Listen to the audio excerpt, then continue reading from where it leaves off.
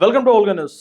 ముఖ్యంగా తెలంగాణ రాష్ట్రంలో ప్రస్తుతం కవిత లేఖపైనే రాజకీయ చర్చ జరుగుతున్న విషయం తెలిసిందే. ముఖ్యంగా కవిత లేఖ వెనకాల ఎవరు ఉన్నారు, ఏ పార్టీ ఉన్నది అని చెప్పేసి విశ్లేషకులు అయితే రకరకాల విశ్లేషణలు వినిపిస్తున్న నేపథ్యంలో బీజేపీ సీనియర్ నేత లక్ష్మణ్ గారు కూడా తనదైన వాదనను, తనదైన వాణిని వినిపించారు. ముఖ్యంగా కవిత గారి వెనకాల ఒక పార్టీ, ఒక వ్యక్తి ఉన్నారని చెప్పేసి ఆయన ఆరోపిస్తున్నారు. ఏదైతే షర్మిల గారికి ప్రోద్బలం ఇచ్చిన కాంగ్రెస్ పార్టీ గురించి ఆయన ప్రస్తావిస్తూ ఇద్దరు అన్నల పైన ఇద్దరు చెల్లెళ్ళు ఎక్కుపెడుతున్నారంటే అది వ్యూహాత్మకంగానే ఎక్కుపెడుతున్నారని చెప్పేసి ఆయన వ్యాఖ్యానించారు. అంతేకాకుండా కవిత గారు కూడా ఆస్తి కోసమే తను బయటకు వచ్చి అన్నతో పేచీ పడుతుందా అని చెప్పేసి ఆయన మాట్లాడారు.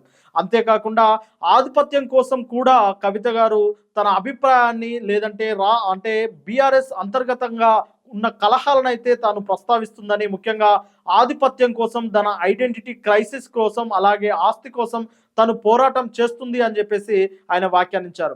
ఈ నేపథ్యంలోనే కేసీఆర్కి రాసిన లేఖపై కేసీఆర్ సమీక్ష నిర్వహిస్తారని, తన పిలుపు వస్తుందని, ఆ పిలుపు వస్తే తన ప్రస్తావన గురించి, తన పార్టీలో తన స్థానం గురించి మాట్లాడదామని కవిత గారు వెయిట్ చేస్తున్నప్పటికీ కేసీఆర్ నుంచి అయితే ఎలాంటి స్పందన రాకపోవడంతో ఆ లేఖ బయటకు వచ్చిందని చెప్పేసి లక్ష్మణ్ గారు అంటున్నారు. ముఖ్యంగా కవిత గారు లేఖ రాయడం వెనుక ఏదైతే జగన్ గారిని ధీటుగా ఎదుర్కొంటూ వైఎస్ షర్మిల గారు జగన్ గారిపై పోరాటం చేస్తుందో, పోరాటం చేసినప్పుడు వైఎస్ షర్మిల గారికి కాంగ్రెస్ పార్టీ అండగా నిలిచి ఏపీ పిసిసిగా కాంగ్రెస్ పార్టీ నియమిస్తూ జగన్ గారిపై బాణం ఎక్కుపెట్టేలా చేసిన కాంగ్రెస్ పార్టీనే తెలంగాణ రాష్ట్రంలో కూడా కవిత గారి వెనకాల కాంగ్రెస్ పార్టీ ఉంది అని చెప్పేసి ఆయన ఆరోపించారు. రేవంత్ రెడ్డి గారి సూచనల మేరకే కవిత గారి లేఖ లీక్ అయిందని చెప్పేసి కూడా ఆయన ఆరోపిస్తున్నారు. ఈ నేపథ్యంలోనే ముఖ్యంగా కవిత గారు బీఆర్ఎస్ పార్టీలో అధిష్టానం అంటే స్థానం కోసం, ముఖ్యమైన స్థానం కోసం, అలాగే ఆస్తి కోసం, లేదంటే తనకు అంటే సముచిత స్థానం ఇస్తలేరని చెప్పేసి తనైతే అలిగి వాళ్ళ తండ్రి గారి పైన ఒక బ్లాక్మెయిల్ లాంటి, ఎమోషన్ బ్లాక్మెయిల్ లాంటి విధానాన్ని తీసుకొచ్చినప్పటికీ తనని పిలిచి మాట్లాడలేదు అన్న కోపంతో ఈ లేఖను లీక్ చేసినట్లు ఆయన రాస్తున్నారు. ముఖ్యంగా కాంగ్రెస్ పార్టీ తెలంగాణ రాష్ట్ర ప్రతిష్టతను కూడా భ్రష్టు పట్టిస్తుందని చెప్పేసి ఆయన ఆరోపిస్తున్నారు.